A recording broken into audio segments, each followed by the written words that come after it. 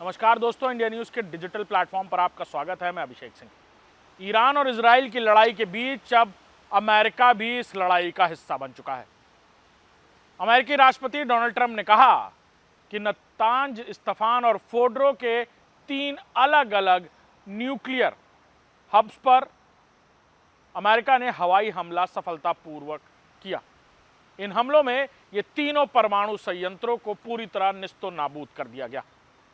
अमेरिकी राष्ट्रपति Donald Trump ने कहा कि अब ईरान शांत रहे और अब इस लड़ाई में अमेरिका ने भी अपना रुख साफ कर दिया है।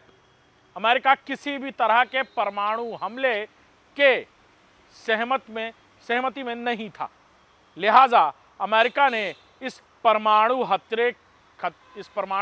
हमले के खतरे को निस्तो नाबूद कर दिया है और जड़ से ही खत्म कर दिया है। ईरान की तरफ से इजराइल पर परमाणु हमले का खतरा मंडरा रहा था।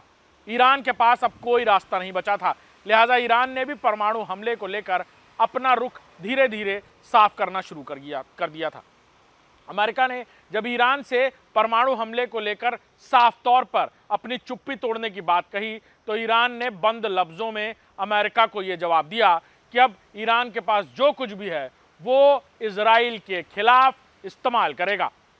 मामला सीधा था कि अब ईरान तैयारी कर रहा है परमाणु हमले की, लिहाजा अंतर्राष्ट्रीय सुरक्षा संबंधों को ध्यान में रखते हुए और अंतर्राष्ट्रीय सुरक्षा संयंत्रों को पूरी तरह सुरक्षित रखने के लिए अमेरिका ने यह बड़ा कदम उठाया।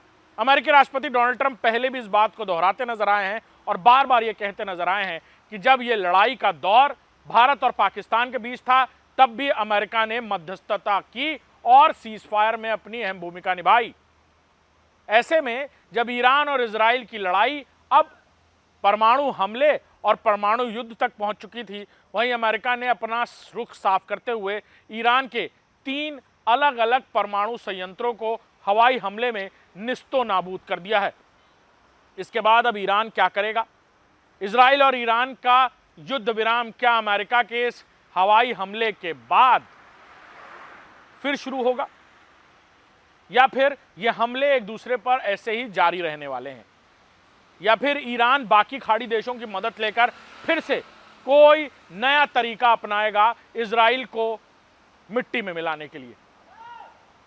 हाल ही में पाकिस्तान के विदेश मंत्री की तरफ से एक बयान जारी किया गया था और उन्होंने साफ कहा कि सभी मुस्लिम देश साथ आएं और इजराइल के खिलाफ इस युद्ध में एक साथ होकर, एकजुट होकर जवाब दें।